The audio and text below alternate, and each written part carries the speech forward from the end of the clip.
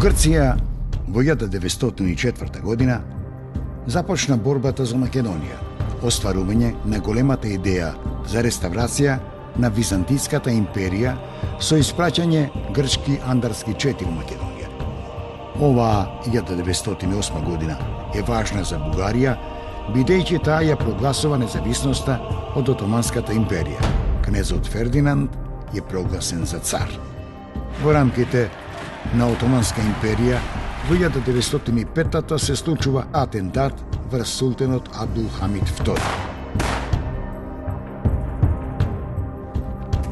Веста за големото македонско востание, кое се разви стихино, ги премина границите на балканските држави и најде одзив во душите и во свеста на народните маси во Европа, кои што акламираа довостанатиот народ и ги натераа владите да се замешаат во работите на европска Турција. Начинот на кој се предизвика и беше изведен Илинденското востание ги фрли во забуна внатрешните дејци, кои во времето што престоеше требаше да ги консолидираат своите редови и повторно да застанат на здрави носи. Но империализмот на балканските држави ги создаде елементите кои ја убија самоувереноста на народот. Пропагандите ги урнаа мостовите на револуционерната идеја и заради масовното привлекување туѓи елементи во редовите на организацијата внесоа противречности и расцепи. Пропагандите го заврзаа востанието и го скинаа недозраниот плод на грандиозна епопеја. Во времето што доаѓа, Македонија ќе плати крвав данок од народните маси. Меѓутоа, крвта нема да остане залудна и грешките ќе послужат како поука за една добиена можност на народот и пред се за поколението што доаѓа, кој ќе застане во арената за борба за нов подвиг, за нов Илинден.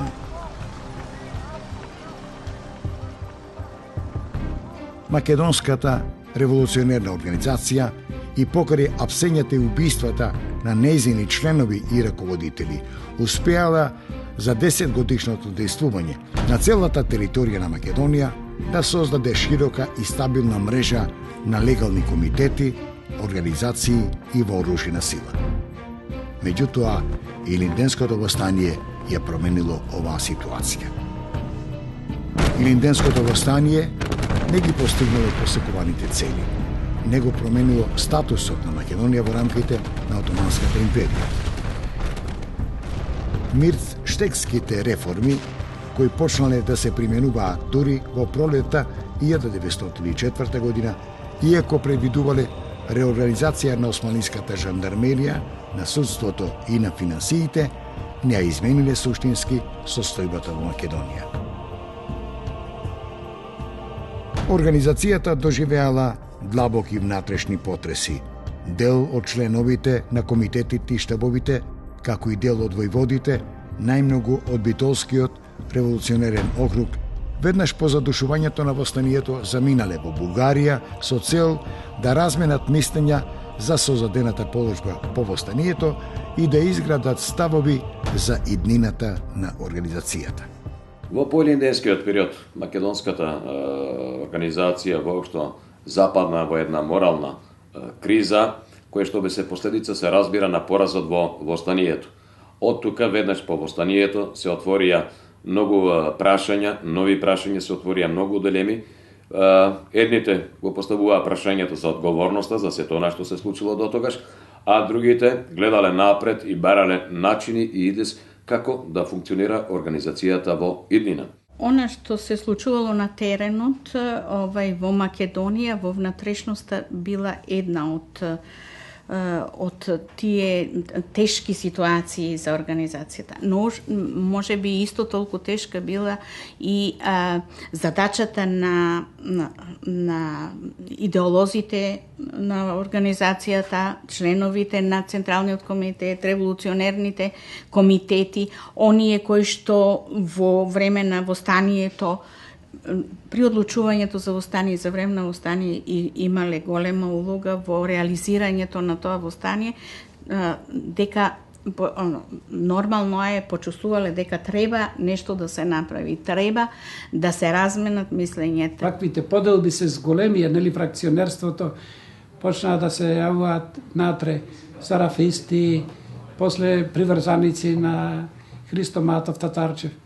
Или полека се формираше некој внатрешен врховизам во организација.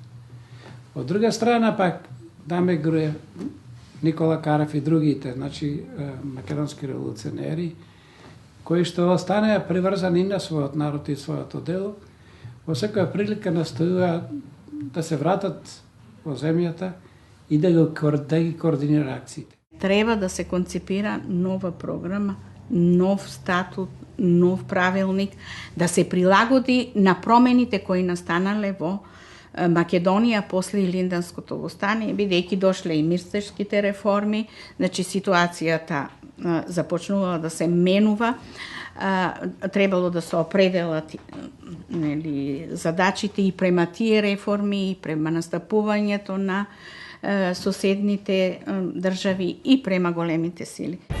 Дел од раководителите на Битолскиот револуционерен округ останале во округот, меѓу востаниците и населението, за да го организираат надминувањето на последиците од востанието.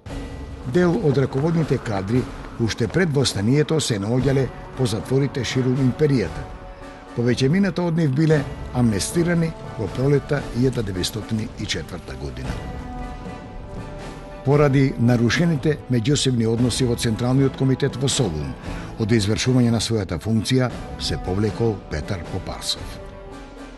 Во април 1904 година преостанатите членови го распуштиле Централниот комитет и организацијата функционирала без своето врховно тело до октомври 1905 година.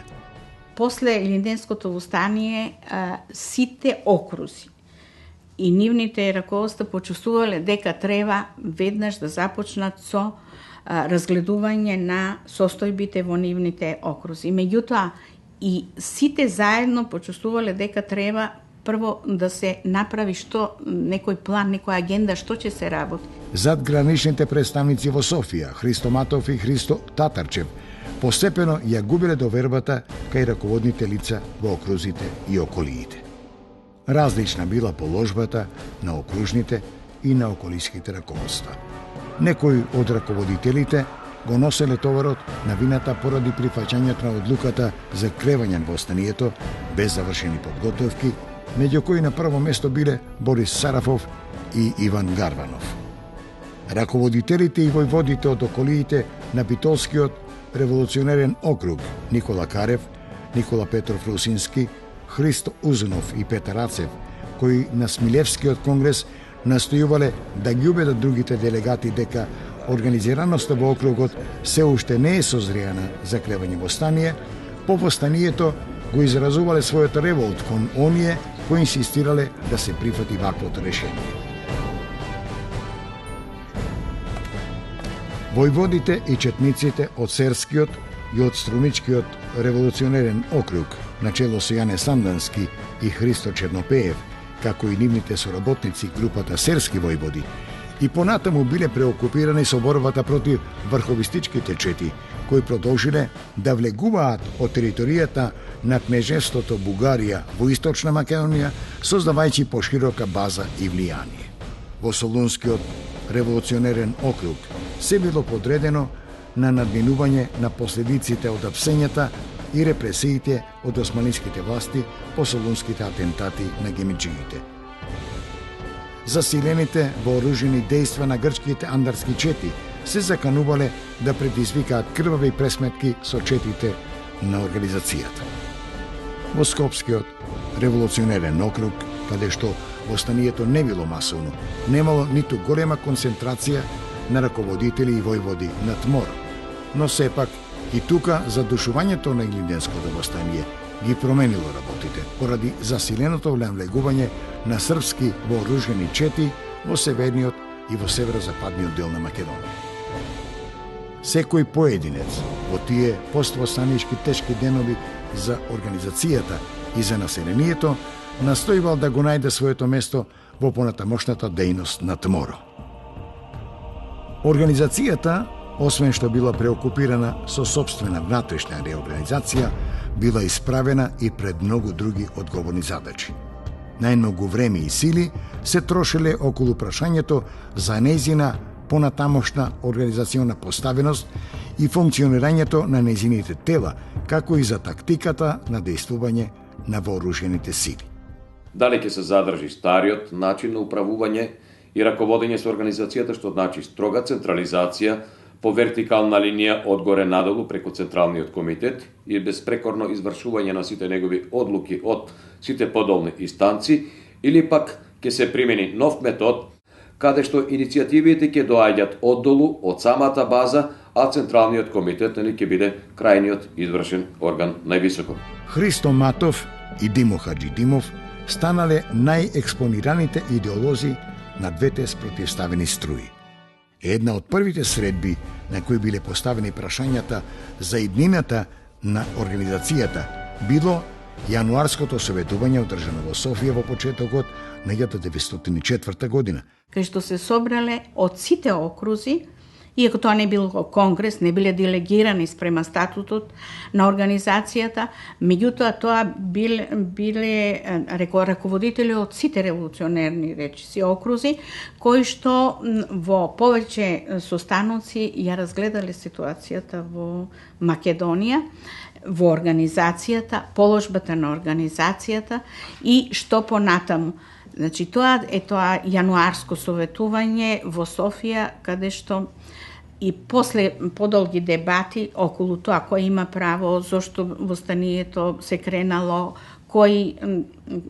под кои околности требало, зошто избрзано или неизбрзано, кои се сега задачите кои престојат, и во една таква атмосфера, дебата, бил донесен првиот документ, може да се рече, кој важел за целата организација, тоа е директивата за едното уредување на организацијата.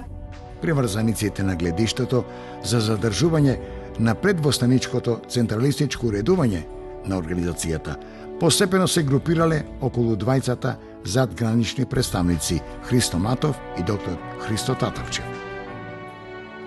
Наспроти оваа група застанале Димо Хаджидимов, Јане Сандански, Димитар Стефанов, кои се залагале за реформирање на организацијата со примена на федеративниот принцип во уредувањето и функционирањето.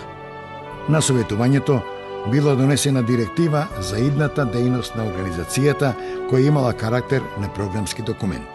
Целта на организацијата си останувала и понатаму иста – автономија на Македонија.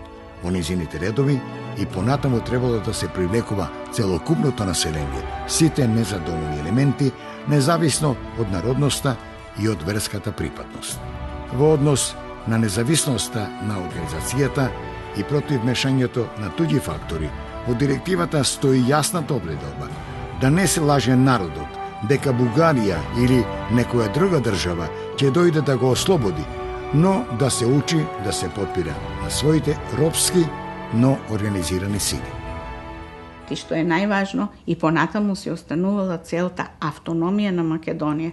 Значи, за она за што се боревме пред востанието, продолжуваме, ама сега треба да ги прилагодиме сите тие задачи на ново настанатата ситуација, и таа директива распратена по окрузите веќе била една насока како да се организираат тие дебати, тие размени на мислења по окрузите, за да се дојде повторно. Значи, средбата во Софија, директивата значела дискутирајте, па пак да се најдеме на еден општ конгрес. Значи, тој документ упатувал да се разгледа ситуацијата, да се сите овие прашања кои биле отворени и повторно да се најдеме заедно за да донесеме една програма која одговара устав, правилник на ново настанатата ситуација. По ова прво пошироко советување и по донесувањето на директивата, секој од окрузите на свој начин се обидувал да ги консолидира редовите на организацијата и да се подготви за учество на Општиот конгрес на Тморо. Во текот на 1904 и 1905 година сите окрузи одржале окружни конгреси. На 16 април 1904 година на планината Огражден бил одржан конгресот на Струмичкиот револуционерен округ.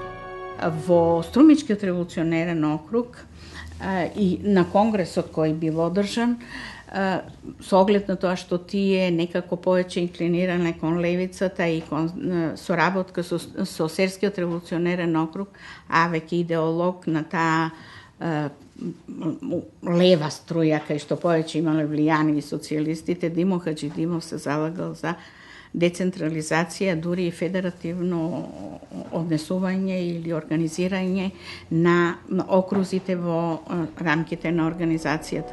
Била изречена остра критика за задграничните представници Христо Матов и доктор Христо Татарчев заради непридржувањето на принципите на ТМОРО.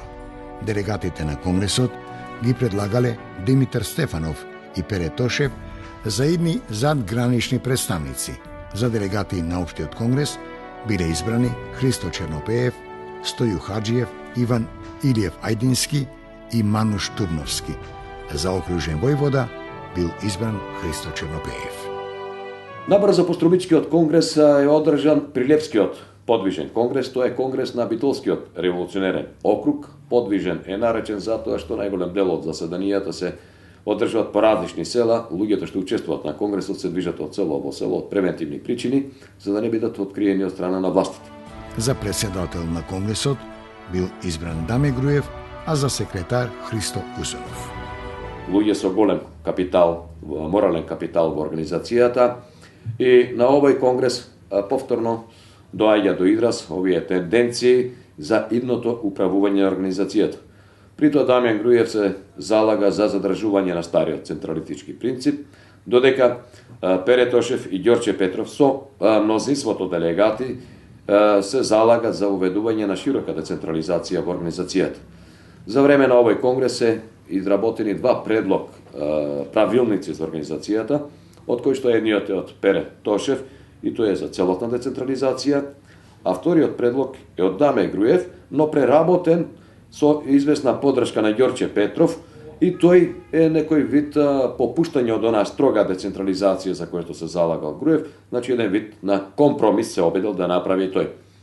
Двата документи се распратени понатаму до другите окрузи во Македонија на разгледување и да се изјаснат останатите окрузи по нив, па потоа дури да се оди на еден општ заеднички конгрес на ниво на целата организација.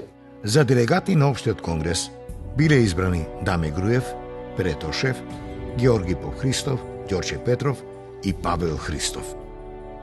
Скопскиот револуционерен конгрес се одржал во близината на селото Кнешево, Кратовско. На него присуствувале 20 на делегати од сите околини на округот, а со нив пристигнале и повеќе чети, при што во околните села се собрале околу 250 четници. Подготовките за конгресот биле направени под раководство на околискиот војвода Атанас Бабата. Си разгледувал специфичностите во округот, но и тој се ги дискутирал истите прашања околу централизација, децентрализација, докаде да оди ингеренцијата на Централниот комитет, борба против српската пропаганда е понатаму доследна, но тука имало влијание и одредени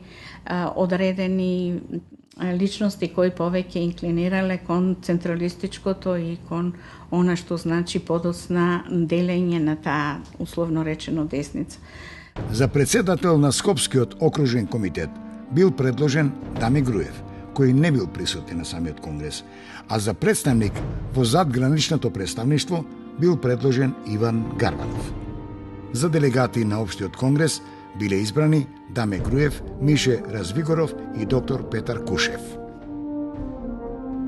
Во Солунскиот револуционерен округ биле одржани два конгреса. Првиот во јуни 1905, а вториот од 10 до 13 август 1905 година. Биле усвоени решенија за идната дејност на организацијата, во кој дошла до израз високата свест за посебноста на македонските интереси и за самостојноста на организацијата. тие се многу јасно изнесени во изградените ставови во однос на дистанцирањето на организацијата од екзархијата како црковна организација која има други цели и задачи. Потребата, општинските и училишните одбори да бидат избирани од народот и да работат за народот, како и потребата од воведување задолжително основно образование за сите деца. Неопходноста од водење постојана борба против туѓите вооружени пропаганди, српската, грчката, бугарската, и идејата организацијата да ги направи потребните постапки за запознавање на Европа со вистината за состојбите во Македонија, како и издавање гласило за полесно информирање и воспитување на членството. На овој конгрес биле поинаку оценети реформите на големите сили во Македонија и можноста постепено преку нив да се реализира автономијата на Македонија. На овој конгрес е нагласена потребата внатрешната организација да ги опфати и градовите, односно движечка сила на македонската револуција, да станат македонските граѓански слоеви, а четите да не бидат само средство за поттикнување бунтови кои водат до предвремени и неуспешни востанија, туку да го воспитуваат населението за една поосмислена, масовна, револуционерна борба. И во Серскиот револуционерен округ биле одржани два конгреса. Првиот на 1 јули, познат како Вонен ден, а редовниот започнал на 29 јули 1905 година и траел една недела. Тој бил одржан на планината Пирин. На конгресот присуствувале 34 делегати, меѓу кои биле Јане Сандански, Стојо Хаджиев, Ѓорѓи Скрижовски, Тодор Попантов, Лазар Томов и други истакнати дејци од Серско. Во овој револуционерен округ, раководните сили се изјасниле за промена на дотогашното централистичко уредување на ТМОРО и за прифаќање на принципот на децентрализација и демократизација на изборноста и одлучувањето. На конгресот биле разгледувани и аграрното прашање, прашањето на образованието, како и борбата против навлегувањето туѓи вооружени чети во Македонија. За делегати на Општиот конгрес биле избрани Јане Сандански, Лазар Томов и Тодор Попантов. Димо Хаджидимов бил идеологот на реформистичко федеративната струја. Хаджидимов во неговата статија насловена «Внатрешна организација», објавена во јуни 1905 година во органот на ТМОРО, револуционерен лист, ја образложил програмата, целите и задачите на таа струја, речиси истовремено со одржувањето на Серскиот окружен конгрес. Конечно, во октомври 1905 година доаѓа до одржување на еден општ конгрес на организацијата, познат во историјата како Рилски конгрес, со оглед на тоа што се одржал во просториите на Рилскиот манастир. Конгресот е одржан таму од повеќе причини. Најпрвин, на таа територија можеле да се действуваат безбедни делегатите. Меѓутоа, кога веќе го спомнавме тоа прашање, треба да потенцираме дека еден дел од делегатите на Конгресот, предводени од серчани, начело со Јане Сандански, инсистирале и барале Конгресот да се одржи на територијата на Македонија, за да се потврта самостојниот, независниот карактер на организацијата. Сите се надевале дека тој конгрес ќе донесе излез од таа ситуација, од таа поделеност, од ова преокупирање само со состојбите во окрузите, дека ќе се направи напори да се излезе од ситуацијата со задржување на целовитоста на организацијата, со поголема ингеренција на окрузите, но и со еден консензус за едно раководно тело. За председател бил избран Дамјан Груев, а за секретари Илија Балтов и Аргир Манасиев. Во Рилскиот манастир, раководителите на организацијата, војводскиот и комитскиот кадар, дискутирале на многу теми и прашања. И се она што било дискутирано на окружните комитети било опстојно разгледано, во функција на донесување на нов статут и правилник на организацијата, односно устав и правилник на организацијата. Жестока била дебатата околу иднината на организацијата, поточно незиното уредување и управување. Во сите овие разговори на виделина излегле две фракции. Првата била конзервативната, чиј најекспониран идеолог бил Христо Матов, поддржуван од група истомисленици, кои голема поддршка нашле во бугарскиот врховизам.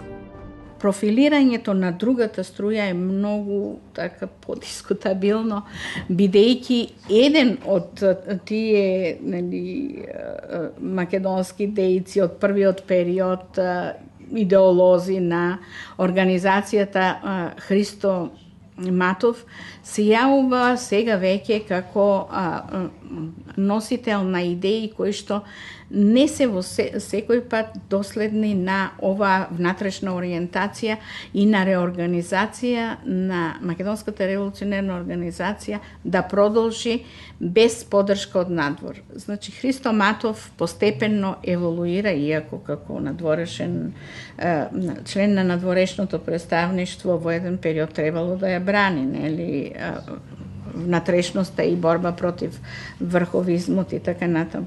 Значи, тука е она покарактеристично. Значи, тој почнал да прифаќа и одредена соработка и поддршка на одредени политички фактори во Бугарија, на екзархијата, имал подруг однос кон екзархијата, кон одбрана на нејзините позиции во Македонија. Христо Матов и доктор Христо Татарчев, поради нивната ориентација, не биле предложени за делегати на Општиот конгрес, но нивните гледишта ги изнесувале и бранеле делегатите кои биле нивни приврзаници.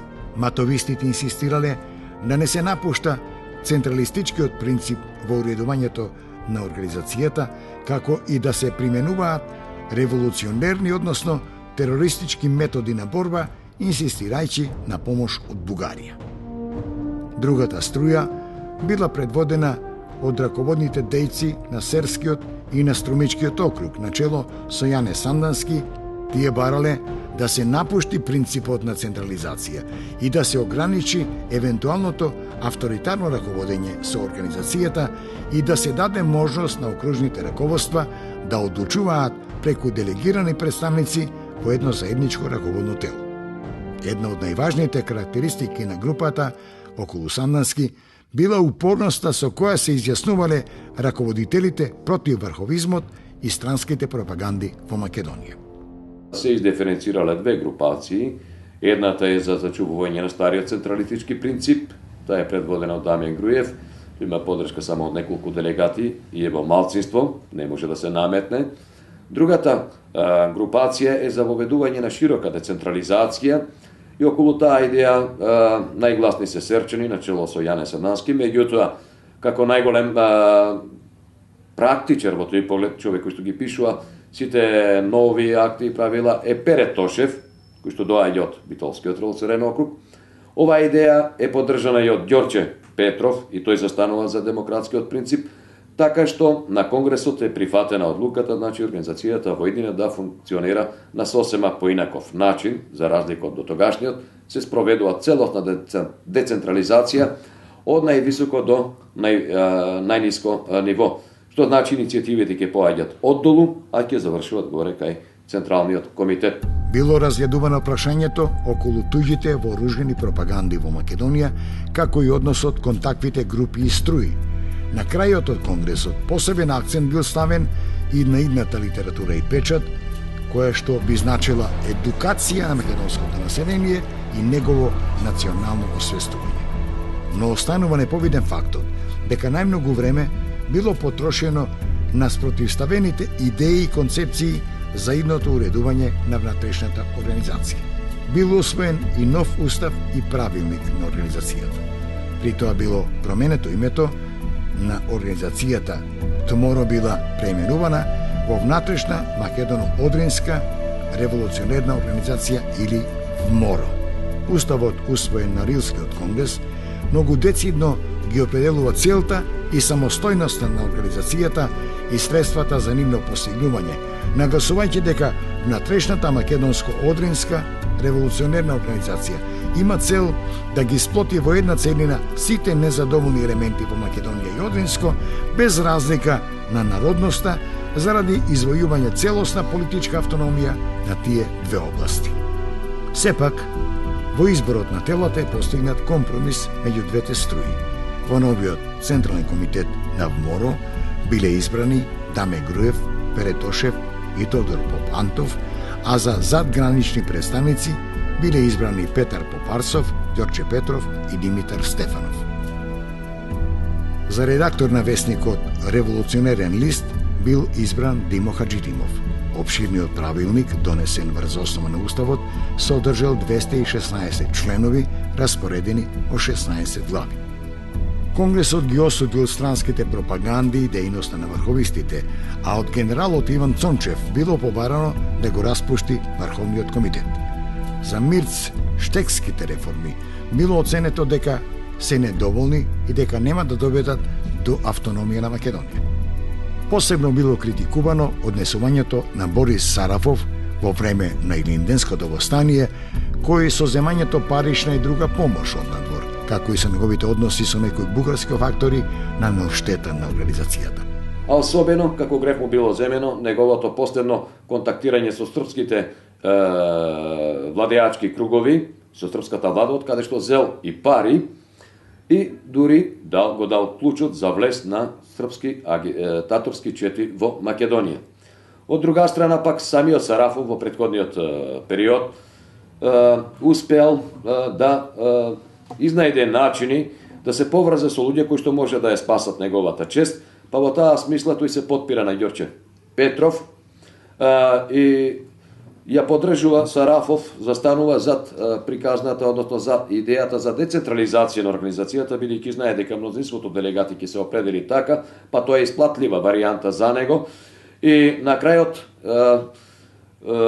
најголемиот обвинител на Сарафов, во случајот Јане Сандански, излегол со еден предлог кој што речи си ги избунил сите, да се прогласи општа амнестија на сите што извршиле било каков престап во организацијата до почетокот на Конгресот. Буквално сите биле збунети, зашто Сандански предложил таква мерка за Сарафов, кога знаеле дека самиот е најголем негов обвинител.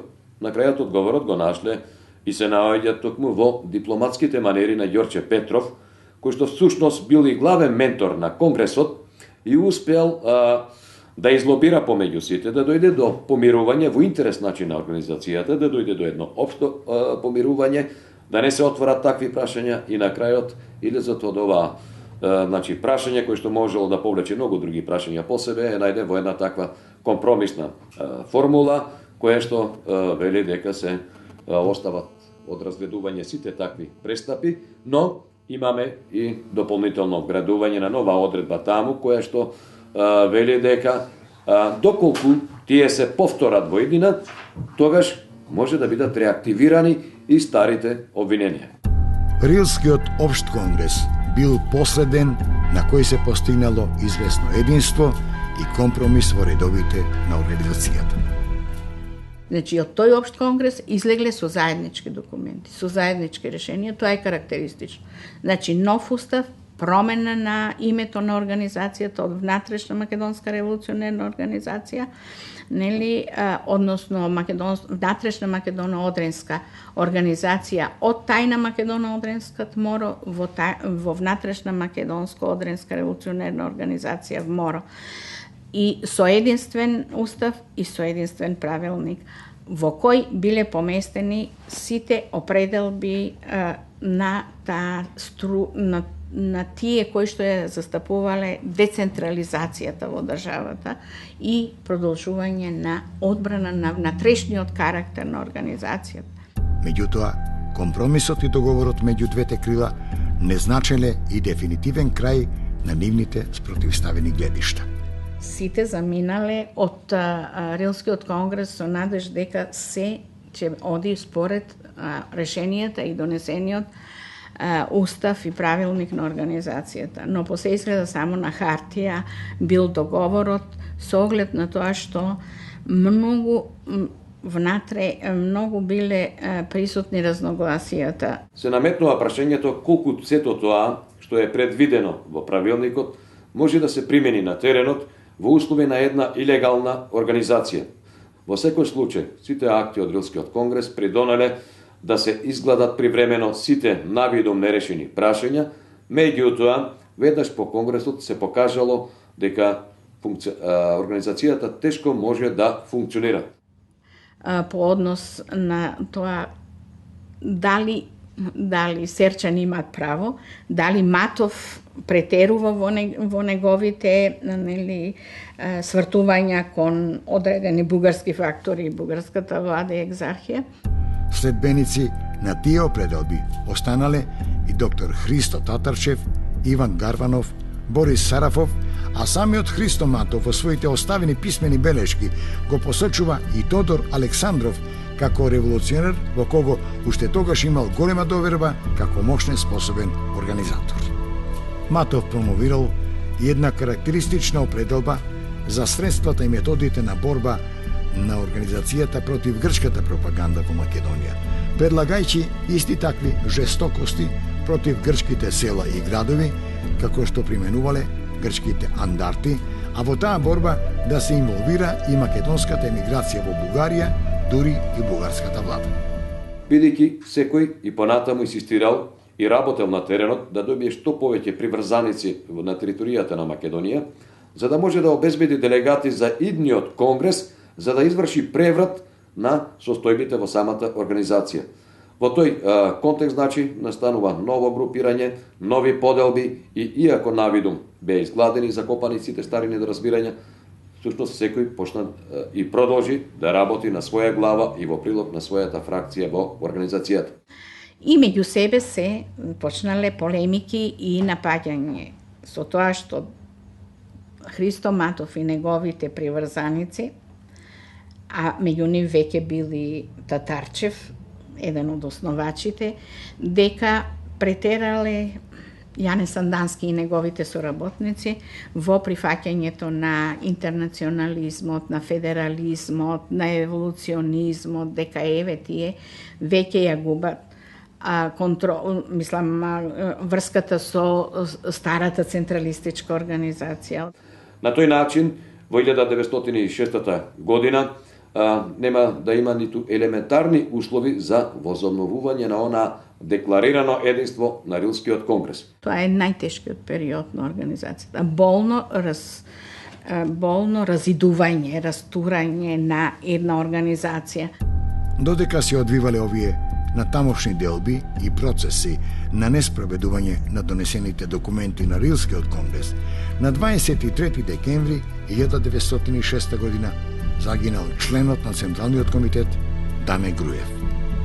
Веднаш потоа, значи по неговата смрт, веќе се закажени советувањата за идниот општ конгрес на организацијата и на оние предходни советувања во Софија, прелиминарни советувања на кои што требало да се изврши подготовка и договор за текот на конгресот, ќе дојде до пробивање на конгресот.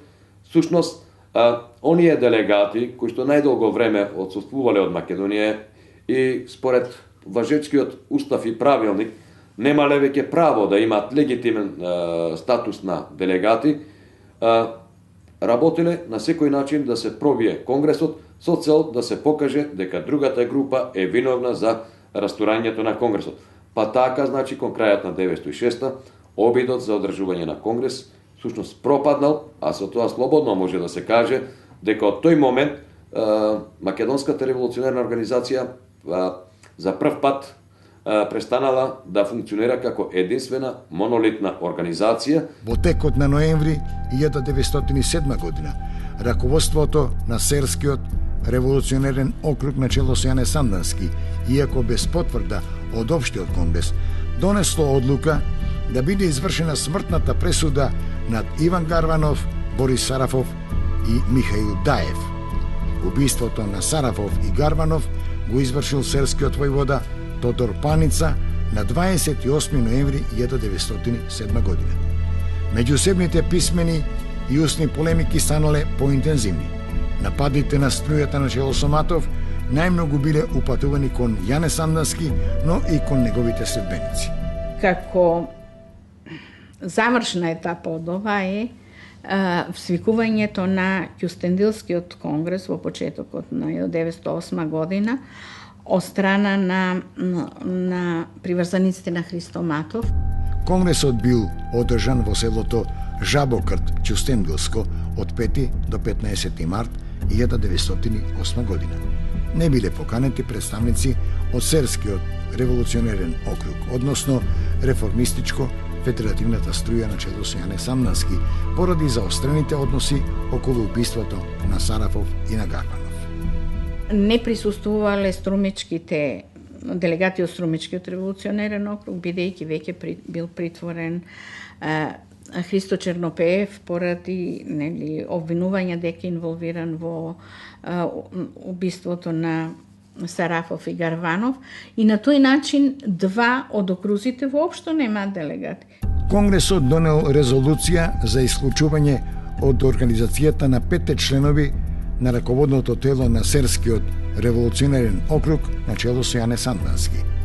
Не биле поканети да поднесат отчет ниту членовите на Централниот комитет Пере Тошев и Тодор Поп Антов, ниту членовите на задграничното представништво Петар Копарсов и Ѓорче Петров.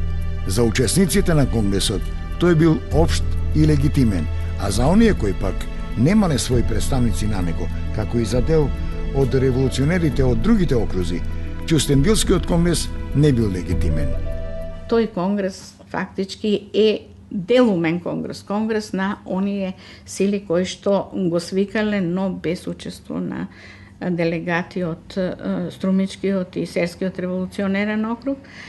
И фактички тоа е пред Младотурската револуција. Тоа е и крајот на оно што некогаш беше Македонската револуционерна организација. И сето она што ќе се случува во престојниот период, разните обиди за нејзино обновување, всушност е борба за наследството на оваа организација, борба за името, борба за моралниот капитал кој што таа го создала и влијанието кој што го имало врз македонското население.